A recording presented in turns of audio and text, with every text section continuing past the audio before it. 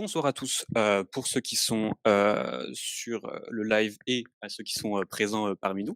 Merci d'avoir encore une fois répondu à l'invitation, du CPEA pour notre, nouveau séminaire portant sur les douleurs traumatiques. Aujourd'hui, nous avons, Marine Ladas et Anaïs Maléa qui vont nous parler de sujets, très intéressants et où il y a beaucoup de choses à dire. Donc je vais laisser en premier Marine Ladas qui va nous, expliquer l'intérêt d'étudier le psychotraumatisme en lien avec les douleurs chroniques.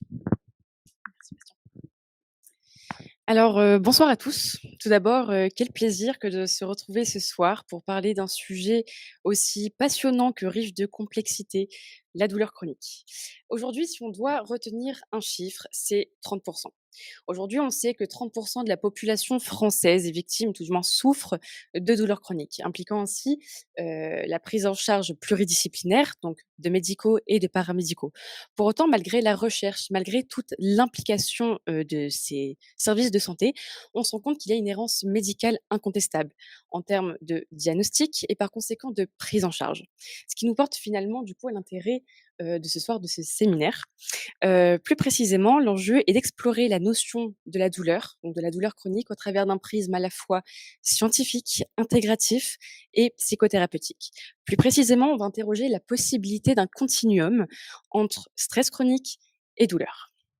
Du coup, on va pouvoir heu, diviser donc ce séminaire en 3 grands axes. Le premier étant donc les douleurs aiguës, douleurs chroniques. Par la suite, on va aborder la question du stress et de la douleur au travers d'une approche plutôt neurobiologique et enfin, quelle prise en soin pouvons-nous proposer? La douleur, qu'est-ce que c'est? Alors concrètement, la douleur, c'est un signal d'alarme qui va nous permettre de nous adapter d'un point de vue biologique et comportemental à une situation de danger. C'est une expérience sensorielle, émotionnelle qui va être considérée comme désagréable, qui va ressembler potentiellement à une lésion tissulaire. Qu'est-ce qui se passe d'un point de vue neuro? Alors, il faut savoir qu'on a différents types de récepteurs nociceptifs. On en a 3. Les récepteurs mécaniques, thermiques et chimiques. On va prendre l'exemple typique de cette personne qui va poser la main sur une plaque, de cuisson. Tout de suite, on va avoir nos récepteurs, thermiques qui vont s'activer. On a un message nerveux qui va remonter le long et donc par la suite, chimique, qui va remonter le long de nos fibres jusqu'à la moelle épinière. Cette information va remonter jusqu'au système nerveux central et plus précisément au niveau du thalamus, une région qu'on va garder en tête pour la suite de ce séminaire. On va avoir le cortex, moteur et sensoriel qui seront impliqués, bien entendu. Hop. Alors on a un petit souci, je crois. Non, on est bon. De quelle manière est-ce qu'on bascule de la douleur aiguë à la douleur chronique? En fait, c'est une question de temporalité. À partir du moment où on bascule sur une douleur qui est censée être un signal d'alarme, au-delà de 3 mois, on va passer sur quelque chose de plus pathologique et donc de chronique. De là, on va diviser la douleur en 3 grands axes, la douleur chronique plus précisément, hein. L'excès de nociception, on va retrouver justement les lésions, tissulaires, les maladies neurodégénératives, les maladies inflammatoires, notamment, l'endométriose. On va retrouver les pathologies rhumatologiques, viscérales, telles que la maladie de Crohn et infectieuses, telles que le sida. On va trouver notamment les douleurs neuropathiques qui sont issues de lésions nerveuses, que ce soit au niveau du système périphérique ou central et par la suite, les douleurs idiopathiques. Donc c'est-à-dire, donc c'est mes préférées, celles où on n'a pas d'étiologie médicale, c'est-à-dire que le patient a beau faire des bilans, des examens, on n'a rien. On n'a absolument rien à l'imagerie et ce qui va renforcer cette errance finalement médicale. Et là, on parle de fibromyalgie. Le point commun de toutes ces douleurs, donc c'est effectivement l'impact, biopsychosocial qui sera abordé par la suite par Anaïs, mais surtout dans l'anamnèse de ces patients, on va retrouver des facteurs de vulnérabilité. On va retrouver des facteurs de stress et potentiellement du traumatisme complexe et notamment du trouble de stress post-traumatique. Ce qui nous amène du coup à la question de quel lien pouvons-nous établir entre le stress chronique et les pathologies chroniques? Je laisse la suite à Anaïs. Merci.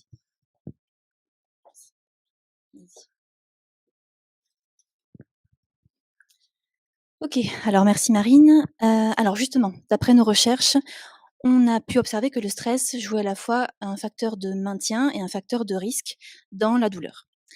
Donc, pour commencer avec le stress, on va déjà s'intéresser un petit peu au système nerveux. Donc, petit rappel pour le système nerveux, il se divise en 2 parties. Donc, dans un premier temps, système nerveux central avec tout ce qui est l'encéphale et la moelle épinière et une autre partie au niveau du système nerveux périphérique qui va inclure donc le système nerveux autonome qui va présenter les 2 parties qui nous intéressent ce soir, le système nerveux orthosympathique et parasympathique. On va faire un petit raccourci pour faire plus simple. Système orthosympathique, système d'alerte du corps, et système parasympathique, système d'apaisement. Alors, au niveau du circuit du stress, on a ce petit schéma assez sympathique. Donc, dans un premier temps, le stress est une réponse biologique du corps. Donc, c'est un phénomène qui va permettre l'adaptation d'un individu à son environnement. Et la réponse de stress va se situer principalement dans le cerveau. 2 temps. Premier temps, on va avoir une interprétation plutôt subjective de la situation stressante par le système limbique, donc l'hippocampe et l'amygdale, qui vont recevoir en fait les informations sensorielles stressantes. Dans un second temps, on va avoir la réponse de stress qui va se diviser en 2 axes principaux.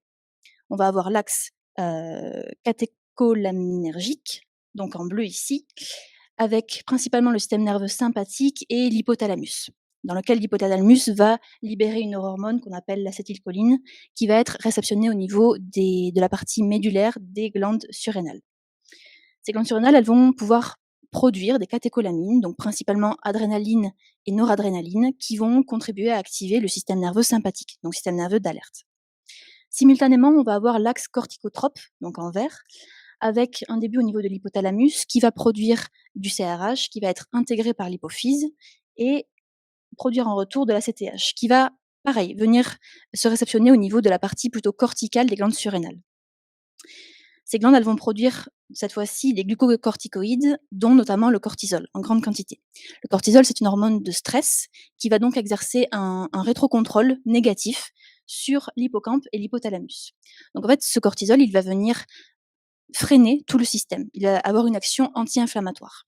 À l'inverse, du coup, des cytokines qui vont être produites par l'hippocampe et envoyées à l'hypothalamus, qui, elles, vont avoir une action inflammatoire. Alors, il faut savoir qu'au niveau de ces 2 axes, l'axe catécholaminergique est beaucoup plus rapide. C'est-à-dire qu'il va agir en premier dans la réponse vraiment d'alarme face à la situation stressante. Et par la suite, on a l'axe corticotrope qui est plus lent, qui va arriver plutôt dans un temps où l'organisme va essayer de s'adapter au stress. Donc, au final, on va avoir ce cortisol qui va être produit en grande quantité. Alors, le corps peut s'adapter à un événement stressant d'une intensité modérée. Par contre, quand il est face à un événement stressant de manière répétée, on va avoir le cortex préfrontal, donc un peu le centre de commande du cerveau, qui va reconnaître cet événement et qui va envoyer un message à l'hypothalamus pour lui signifier que la réaction de stress va être modérée. En revanche, lorsqu'on est face à un événement stressant de manière prolongée, une exposition vraiment prolongée, on va avoir un niveau de cortisol très élevé de base, qui va donc garder un seuil plus haut que la moyenne et qui ne va plus avoir ces pics ici pour faire le rétrocontrôle. Donc on va avoir une action anti-inflammatoire qui ne va plus être programmée. Donc on est face à un syndrome de dérégulation du stress. C'est-à-dire que les cytokines vont pouvoir exercer en toute liberté leur action d'inflammation. Donc le système nerveux sympathique va s'hyperactiver en réponse à la situation. Alors, on retrouve ici nos 2 systèmes, donc parasympathique et sympathique. Ici, celui qui nous intéresse, c'est vraiment le système sympathique qui va être en hyperactivation et qui va donc, au niveau physiologique, avoir plusieurs conséquences. Alors, l'homéostasie, elle va être perturbée principalement par déjà l'augmentation du rythme respiratoire, du rythme cardiaque, la vasodilatation des vaisseaux. On va avoir une augmentation de la pression artérielle, on va avoir une production du coup d'énergie en grande quantité. Donc en fait, le cortisol qu'on a vu juste avant va influencer le foie pour qu'il libère plus de glucose dans le sang et qu'il concentre toute son énergie au niveau des parties vraiment vitales. Donc le cerveau, le cœur, les muscles, qui vont permettre à l'organisme d'avoir cette réaction, donc soit de fuite, soit de combat face à la situation stressante. Alors, toutes ces observations nous amènent un petit peu à la prise en soin de ces douleurs chroniques qui se concentrent donc aujourd'hui principalement, vous allez voir, on a plusieurs influences. Donc les douleurs, elles influent au niveau de la personne, elles influent au niveau de toutes les sphères de sa vie. Déjà d'une sphère thymique, on a l'anxiété, la dépression, l'irritabilité qui sont très souvent retrouvées. On a la sphère comportementale qui va aussi être impactée puisqu'on va être en présence d'évitement, de dissociation, d'addiction par exemple aux médicaments, de TOC.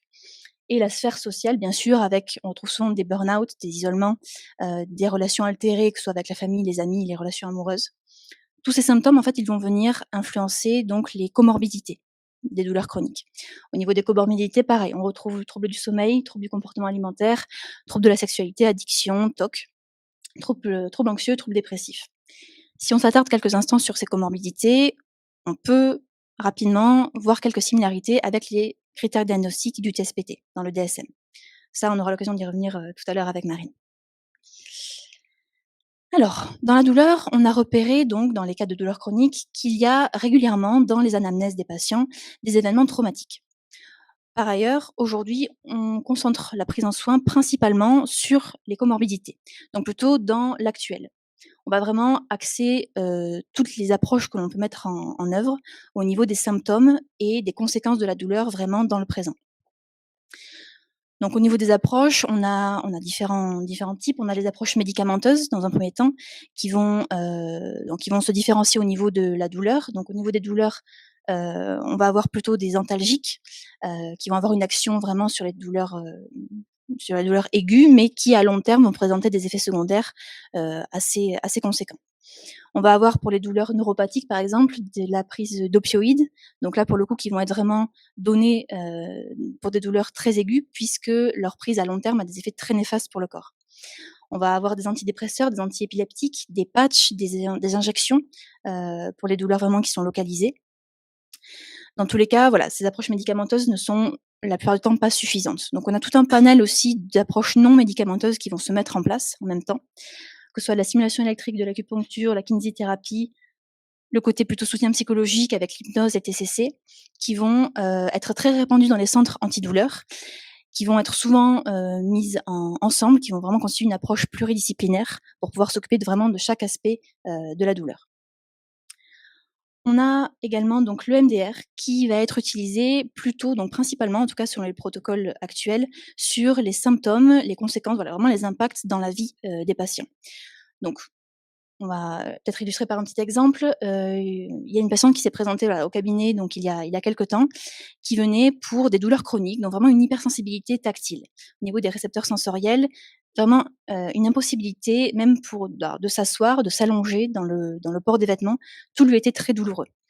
Cette dame qui arrive, donc elle avait environ 45 ans, elle avait déjà tout un panel vraiment d'approches qui étaient déjà mises en place, donc tout un parcours de soins, très conséquent avec de nombreux examens, aucune étiologie finalement médicale avérée, aucune lésion apparente.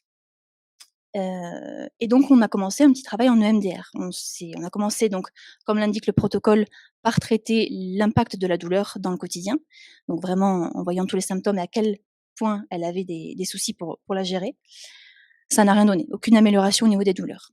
Par la suite, on a essayé de traiter les traumatismes, qui étaient en lien avec son anamnèse. Donc on a traité au fur et à mesure, en rétrogradant un petit peu tous les traumas. Pareil, pas vraiment de changement au niveau des douleurs. On est arrivé finalement à avoir un trauma infantile, qui était donc cette dame avait été, abandonnée par ses parents biologiques et adoptée par, une nouvelle famille. Et au moment où elle a découvert qu'il avait été adopté, sa famille d'adoption, du coup, l'a rejeté, totalement rejeté. Et elle a vécu finalement les 30 dernières années, dans le rejet total. Et ces douleurs se sont déclenchées à ce moment-là. Donc, on a traité ce traumatisme en EMDR et en le désensibilisant, on est arrivé à passer d'une douleur de 10 sur 10 à une douleur à 4-5 sur 10, qui s'est maintenue dans le temps et qui se maintient encore aujourd'hui. On n'est pas réussi à descendre plus bas encore au niveau de la douleur puisque on peut faire l'hypothèse que, les 30 années de douleur qui s'étaient présentées ont eu d'autres impacts au niveau du système nerveux, ont peut-être créé d'autres lésions qui n'étaient pas visibles encore aux examens. Donc pour l'instant, voilà, on n'a pas vraiment de réponse à ce niveau-là, mais en tout cas, la partie psychologique du coup du traumatisme qui a été désensibilisée a vraiment eu un réel impact sur la prise en soin. Par la suite, bien sûr, tout le côté, toutes les autres approches restent nécessaires puisque les douleurs sont encore présentes. Donc pour le coup, c'est vraiment une approche intégrative, qui est valorisée. Voilà, je laisse, la suite du coup Marine. Je te remercie. Alors, finalement, on se rend compte que l'EMDR a toute sa place dans la prise en charge, en fait, de ces patients-là.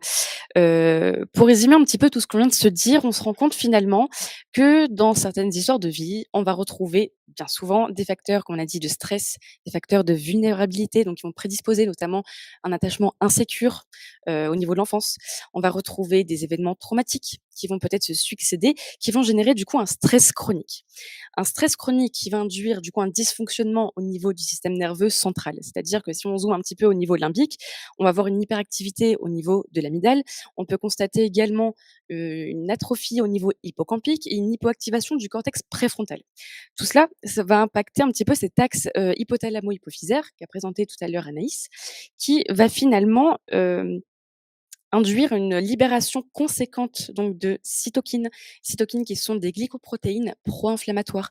On sait que d'un autre côté, le cortisol, à un moment donné, qui a cette fonction de réguler l'inflammation, ne va plus suffire. À partir de là, on va avoir un dysfonctionnement au niveau périphérique. Donc ça dysfonctionne au niveau central, au niveau périphérique, donc sympathique, et là, on a une inflammation généralisée. Cette inflammation généralisée, on va prendre typiquement, quand on a de l'angoisse, généralement, on peut constater des symptômes. On peut constater une hyperactivité donc du système sympathique avec palpitations cardiaques, vasodilatation, qui peut induire des migraines. On peut constater des maux de ventre et tout ça de façon chronique, bah, finalement, ça peut induire non seulement des lésions tissulaires, des lésions nerveuses et donc finalement de la douleur. Et on sait aujourd'hui que la douleur va avoir un impact, au niveau, émotionnel, au niveau comportemental et ça génère du stress encore. Donc finalement, c'est un cercle vicieux. D'où ce continuum qu'on interroge, au travers de ce séminaire. Quel lien est-ce qu'on a aujourd'hui entre le stress chronique et la douleur chronique? Bah, finalement, le point commun, le point vraiment central, ça va être le dysfonctionnement de l'axe hypothalamo-hypophysaire. C'est vraiment ce qu'on va retrouver d'un point de vue neurobiologique. Au niveau, des études scientifiques, qu'est-ce qu'on va retrouver? On va retrouver des pourcentages, bon, c'est des statistiques un petit peu larges, effectivement. On a 20 à 80 des personnes qui ont un diagnostic de trouble de stress post-traumatique qui vont rapporter des plaintes douloureuses chroniques. Par là même, on sait aujourd'hui que l'anxiété, va majorer l'intensité de la douleur.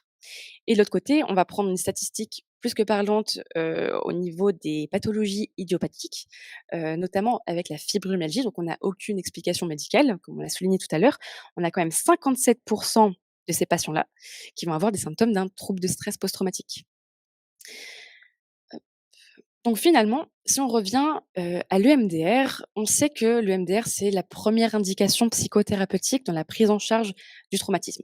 Donc en première intention, c'est ce que nous, en tant que cliniciens, donc psychologues cliniciens, c'est ce qu'on va proposer. D'autre part, on va avoir des protocoles de douleur qui ont été établis par, De Ross et Venstra, qui ont été repris encore par la suite par Marie-Jo Brenstuhl. Le point commun, du protocole EMDR standard et du protocole de la douleur, c'est qu'on va agir finalement, sur la région limbique. Comme on l'a vu tout à l'heure, on va avoir une réduction de la densité hippocampique au moment du trauma et au moment de la douleur. Donc nous, ce qu'on va faire avec l'EMDR, c'est réguler ça. On va retrouver cette densité normale, on va réduire l'hyperactivité de l'amygdale et donc réguler l'axe hypothalamo-hypophysaire qui dysfonctionne.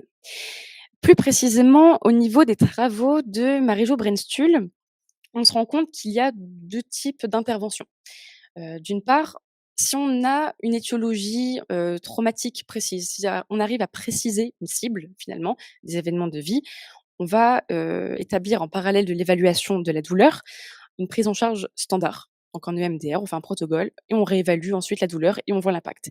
De manière générale, on constate une diminution de la douleur, mais on ne constate pas cependant de disparition totale.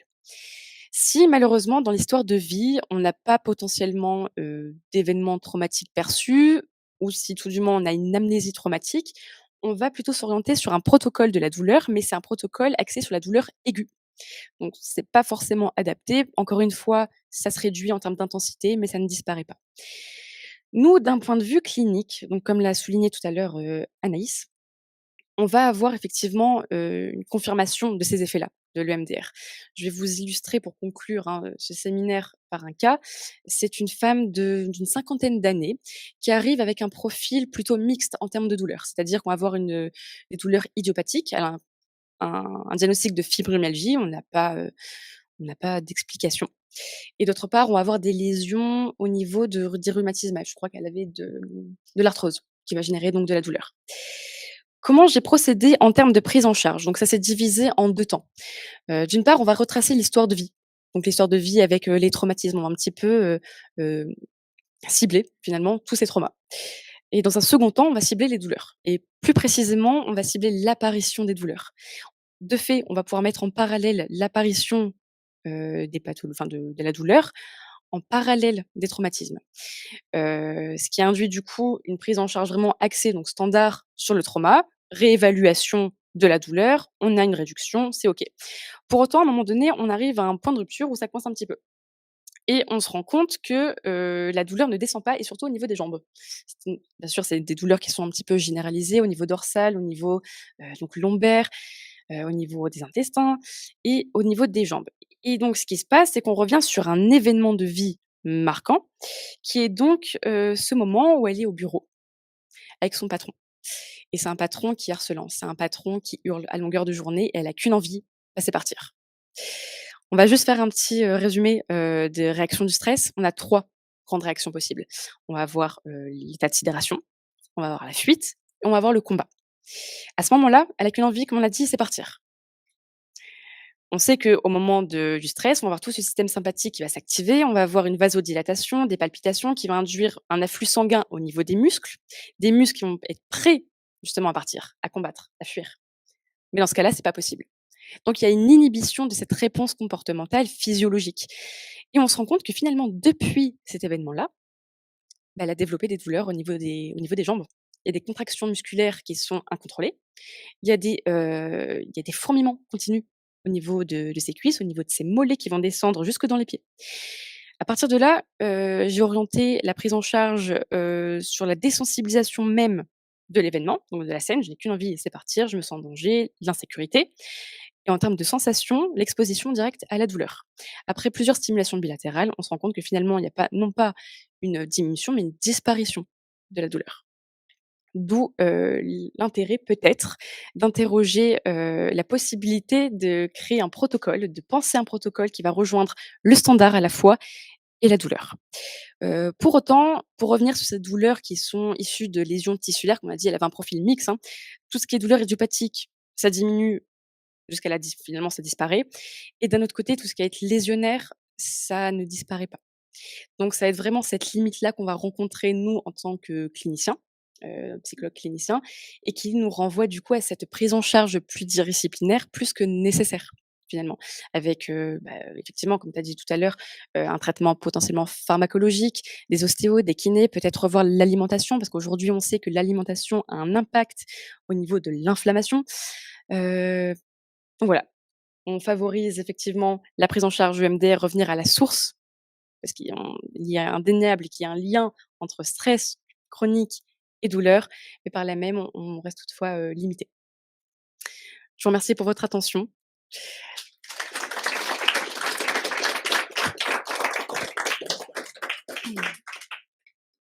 On va pouvoir passer à la partie, échange. Donc si jamais vous avez des questions, vous pouvez prendre un petit temps de réflexion. Florent? Alors merci pour vos interventions. C'est très intéressant de voir dans les cas que vous exposez comment, petit à petit, on se dirige vers ce qui peut faire un peu, nœud du problème, hein, sur ce qui peut être à cibler et que c'est important de ne pas trop se décourager, quand on suit des patients qui sont, en proie à ces douleurs chroniques. Parce que des fois la l'élément à désensibiliser ne se présente pas toujours de prime abord, même si quand on en parle là comme ça, on pourrait se dire: «Mais bien sûr que ça paraît évident cette problématique abandonnique».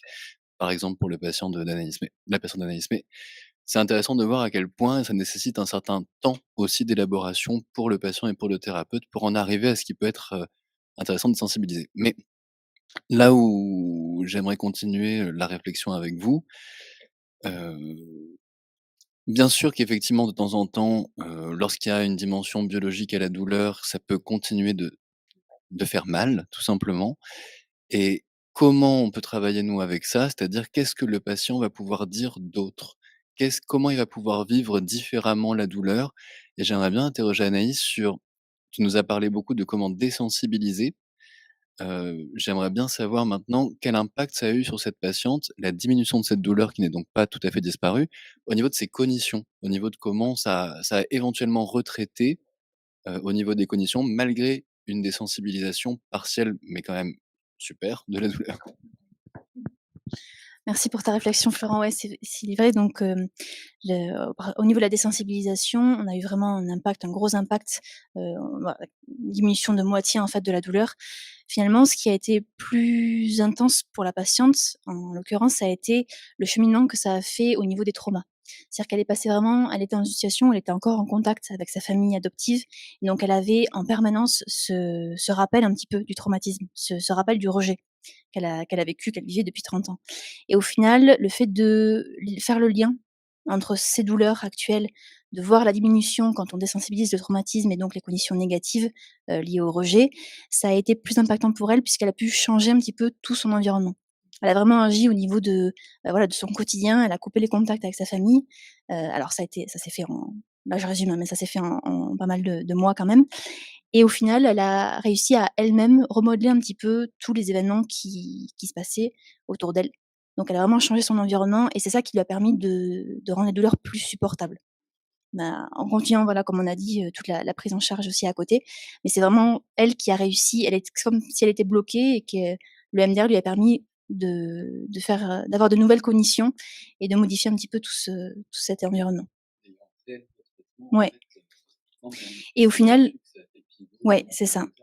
Et en fait, on a eu le MDR a eu vraiment un impact désensibilisant, mais le retraitement, pour le coup, s'est fait plutôt naturellement. On n'a pas vraiment eu besoin de le travailler. On a échangé, à maintes reprises à ce sujet, mais finalement, le retraitement, il s'est fait plutôt d'elle-même, au final. Donc c'est plutôt ça que ça a changé. Ouais. Oui, on passe,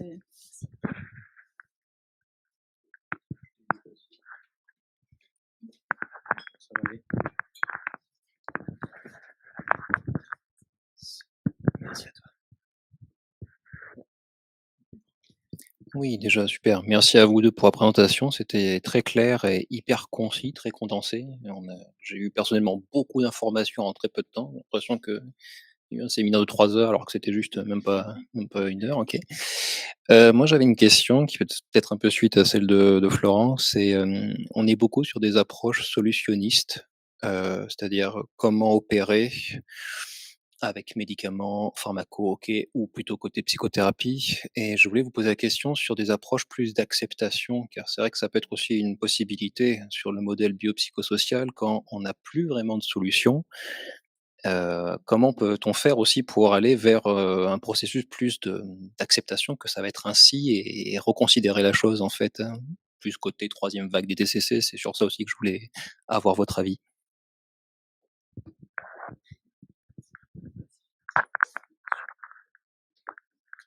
merci. Ups, merci. Alors oui, du coup, au niveau de donc c'est vrai qu'on est plus basé au niveau des solutions pour le moment. Oui.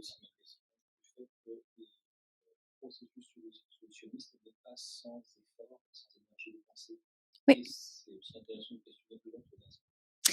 Ouais, donc ce processus, solutionniste qui est pas toujours possible, même au niveau du coût en énergie d'ailleurs.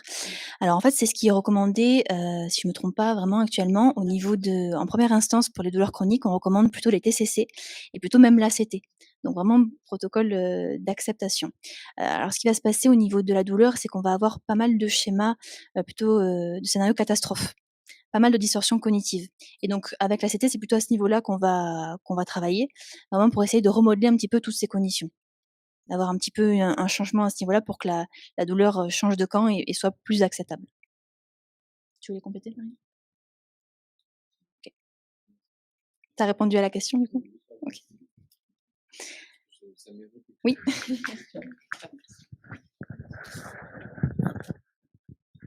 Ça évoque aussi la question du fait que c'est vrai qu'on pourrait penser en première intention à l'acceptation. Est-ce que les perspectives que ouvrent un peu, les travaux que vous présentez sur le MDR, c'est qu'on a quand même parfois quand le contexte le permet, la possibilité de ne pas trop aller trop vite vers l'acceptation ou de le faire en parallèle d'une approche potentiellement solutionniste. Sans EMDR, on n'a pas forcément cette possibilité, en termes de rapport coût-bénéfice effectivement, de pouvoir prétendre à aller vers une approche solutionniste. J'ai le sentiment qu'avec le MDR, on peut se le permettre un peu plus souvent. Je sais pas si ça évoque à certains d'entre vous, quelque chose ou Oui, effectivement, de toute façon, dans tous les cas, notre approche clinique, se fonde vraiment sur un modèle intégratif. Donc, il n'y a pas une méthode, mais bien au contraire plusieurs. Donc les TCC, notamment la troisième vague avec l'acceptation inconditionnelle, enfin l'acceptation inconditionnelle, non peut-être pas, mais l'acceptation, de ces douleurs-là, oui, ce n'est pas à négliger et d'autre part, avoir ce versant de désensibilisation parce que comme on l'a vu, il y a vraiment cet aspect neurophysiologique qui est à considérer. Donc oui, on peut bosser sur vraiment ces 2 axes-là. Ouais. C'est un petit peu au final l'exemple qu'on a l'habitude de donner du coup aux patients, l'exemple de la fuite d'eau dans la salle de bain. Quand on a une fuite d'eau dans la salle de bain, on a beau éponger le sol pendant des heures, aussi longtemps qu'on veut, on va toujours avoir l'eau qui arrive. Avec le MDR, on a plus tendance à couper l'arrivée d'eau dans un premier temps et après se focaliser sur éponger et nettoyer la salle de bain. Donc ça prend peut-être plus longtemps, c'est vraiment un trait qui se fait en 2 temps, mais pour le coup, je pense que les suivant les patients, suivant ce qui est possible, ce qui est accessible aussi, heu, on peut jouer, sur les 2 niveaux, simultanément. Est-ce qu'il y a d'autres questions?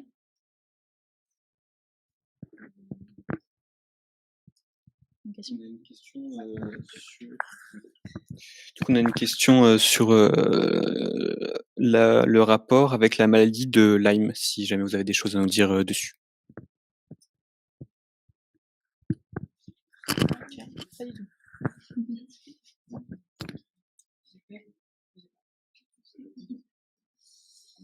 Il y a une affection médicale réelle. Ouais.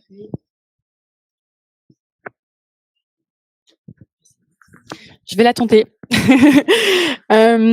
La maladie de Lyme, en fait, on a une affection réelle d'un point de vue, somatique. Donc, là, c'est pas forcément, négligeable. Pour autant, comme on l'a vu tout à l'heure, on sait que les facteurs de stress majorent la douleur et que la douleur génère du stress.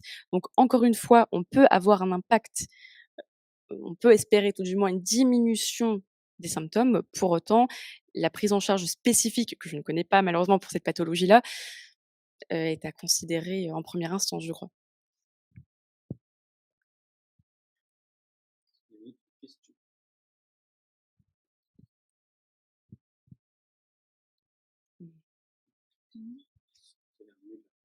Mmh.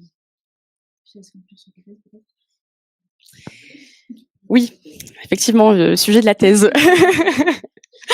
Alors oui, j'ai pour projet, justement la prise en charge, de la douleur chronique au travers du protocole EMDR. Donc l'idée justement est de penser, heu, un protocole qui va rejoindre celui du standard et celui de la douleur aiguë. Plus précisément, de quelle manière est-ce qu'on va pouvoir, joindre la désensibilisation du traumatisme et la désensibilisation même de la douleur? Il y a des hypothèses, comme quoi la douleur serait finalement une forme, somatique, finalement, du TSPT. En EMDR, on va s'exposer sur, 3 axes. On va voir l'émotion, on va voir l'image cible, donc l'événement traumatique et la sensation. Et là, l'idée serait finalement de vraiment s'axer en termes de sensation sur la douleur. Ce que j'ai fait du coup et ce que tu as fait finalement, dans les prises en charge qu'on vous a exposées. Voilà. On conclut? Est-ce qu'il y a d'autres questions? Même, pour les personnes qui nous regardent en visio? Pas en visio? De la réalité virtuelle, traiter la douleur. Il y a des études. Est-ce que toi tu as, C'est utilisé dans les différentes, préventions, on a vu. ouais. En fait, ce que je crois comprendre de la réalité virtuelle, c'est cet impact au niveau attentionnel. De la même manière que l'hypnose, on va se tourner sur quelque chose peut-être de plus agréable, de différent, de la douleur. La réalité virtuelle, c'est la même chose. C'est immersif. On va, s'orienter, sur autre chose que la sensation désagréable qu'est la douleur. Donc on va avoir un impact sur l'instant T et c'est plutôt pas mal en termes de prise en charge aiguë, notamment au niveau hospitalier.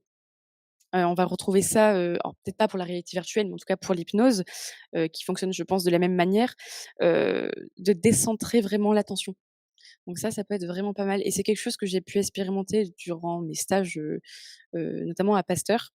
Effectivement, on va avoir une réduction ponctuelle de la douleur et là, on va pouvoir intervenir.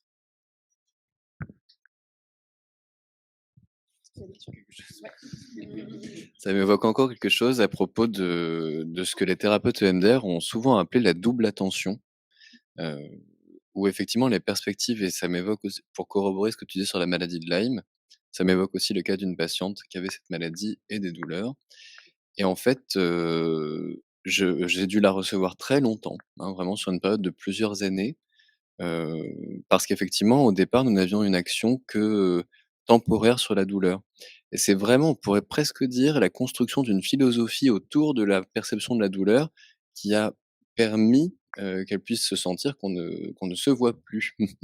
Heu, parce que au bout d'un moment, décentrer l'attention ne suffit pas, ça ne suffit que très temporairement. C'est f J'ai l'impression qu'il s'agit vraiment de double attention, c'est-à-dire construire une manière de percevoir le vécu de notre propre corps et de nous-mêmes, en incluant la douleur, en même temps qu'on inclut autre chose. En faisant de la place à la fois pour la douleur, mais à la fois pour d'autres choses. D'avoir si la conscience était une pièce de théâtre, qui est à la fois le personnage de la douleur qui joue dans la pièce, mais ça n'empêche pas les autres personnages de jouer leur rôle également.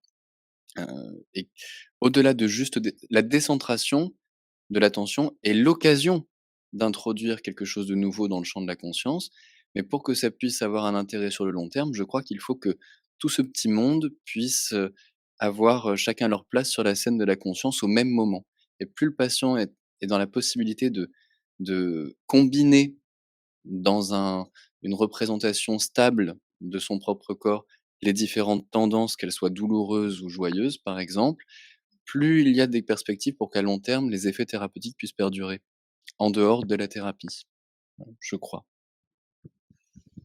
Effectivement, c'est quelque chose de très intéressant. Merci Florent pour cette intervention-là, parce que finalement, on se rend compte que ça tendrait vers de la résilience.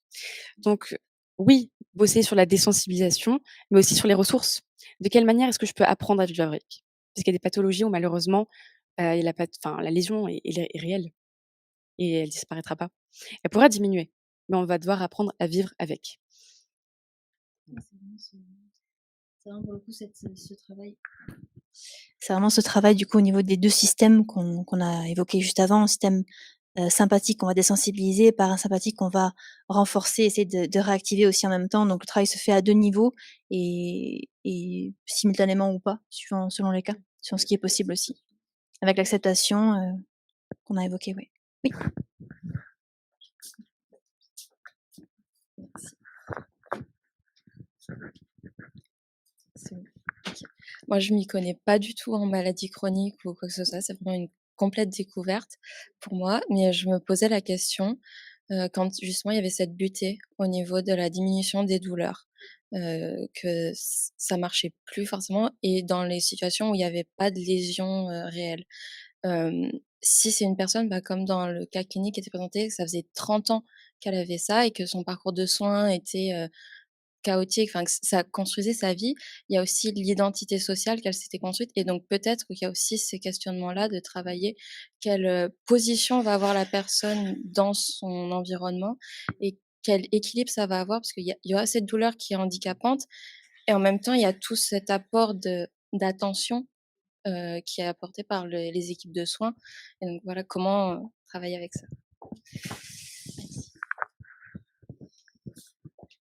Oui, merci pour cette intervention. C'est vrai que voilà, dans le cas je reprends du coup ma patiente, on avait vraiment finalement, c'était le parcours de soins qui était devenu traumatique, au final. On avait tous les traumatismes de l'anamnèse, plus ce parcours de soins qui a duré et duré avec de nombreux examens, tous plus difficiles les uns que les autres et au final, ça a été intéressant de travailler aussi sur ce qui s'était construit durant ce parcours-là. Donc vraiment dans quelle position elle se voyait par rapport, aux autres, par rapport à son passé, par rapport aussi aux perspectives d'avenir et ça a été tout un travail aussi très intéressant à faire et qui est pas terminé, en tout cas pour elle. Tu veux rajouter quelque chose? Oui, juste un petit commentaire sur, l'annonce même du diagnostic ou au contraire l'errance en termes de diagnostic qui va faire trauma. Et ça, c'est quelque chose qu'on va retrouver bien souvent, en tout cas, ce que je peux retrouver dans la patientèle, c'est vraiment l'annonce même du diagnostic qui est extrêmement brutale. Ou au contraire, le fait de n'avoir pas de solution, le fait de ne pas savoir, le fait d'être vraiment dans cette ignorance-là, de ne pas pouvoir poser vraiment de mots sur sa douleur, sur sa souffrance, de ne pas être reconnu en tant que tel. Alors oui, c'est extrêmement violent. Donc là, c'est aussi un axe qu'on peut, travailler en EMDR. et d'ailleurs que j'ai eu l'occasion de faire et qui s'est avéré plutôt, efficient. Du coup, est-ce que ce qu'on avait pas mal travaillé aussi, c'était la question de la légitimité au final. Parce que pour le coup, nous, on n'avait pas vraiment de diagnostic, on n'avait pas d'annonce, on n'avait pas vraiment de solution. Donc ça a été cette question de légitimité, de dire: «J'ai mal, mais personne me croit et personne ne m'aide», en fait. Donc il y a vraiment une grande solitude qui s'installe et qui pour le coup est traumatique, également. Est-ce qu'il y a d'autres questions? Oui? Oui, moi j'aurais aimé savoir si les douleurs chroniques prenaient le dessus sur les autres, symptômes traumatiques tels que les flashbacks ou les cauchemars.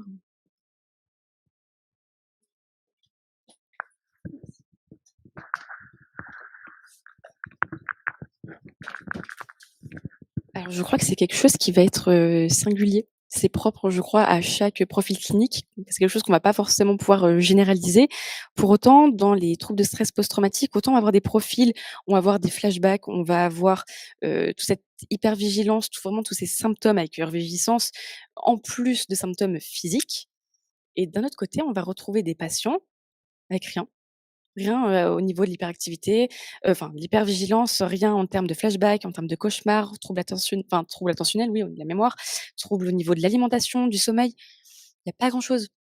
Il y a pas grand-chose. On peut retrouver des cognitions négatives et des douleurs, et c'est là où on vient avec, un profil extrêmement complexe, où finalement on se dit: «OK, on a juste des douleurs et on sait pas d'où ça vient». Et donc là, notre boulot, c'est justement, faire la jonction avec une possible, dissociation, finalement, peut-être une amnésie, et c'est tout le travail du clinicien de retracer cette histoire de vie et de voir où ça coince. Et donc au niveau du travail thérapeutique, on peut être amené à avoir, justement une levée d'amnésie, une levée de cette dissociation-là, et retrouver des émotions extrêmement fracassantes, et là, on va avoir une hypervigilance, là, on va avoir des cauchemars, et en soi, c'est plutôt encourageant parce que c'est là où on va pouvoir travailler. Et c'est là où on va pouvoir du coup cibler en EMDR. Tu veux rajouter, quelque chose? C'est bon? OK. Est-ce qu'il y a d'autres questions?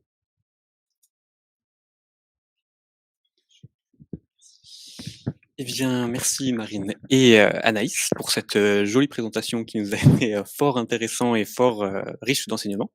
Je vous remercie tous d'être venus ici en présentiel et pour ceux qui ont pu suivre, sur, internet. À savoir que que la rediffusion sera disponible, dès, la fin de la soirée sur YouTube, où vous pourrez trouver aussi notre autre séminaire qu'on a fait sur le harcèlement scolaire il y a de ça, 2 mois, je crois. Et j'en profite aussi pour, vous parler du prochain séminaire que nous allons, organiser, qui aura lieu fin juin, je ne me rappelle plus exactement la date. Nous vous transmettrons, toutes les informations, en temps et en heure, qui portera sur les troubles sexuels. Voilà, je vous remercie pour votre attention et je vous souhaite une très bonne soirée.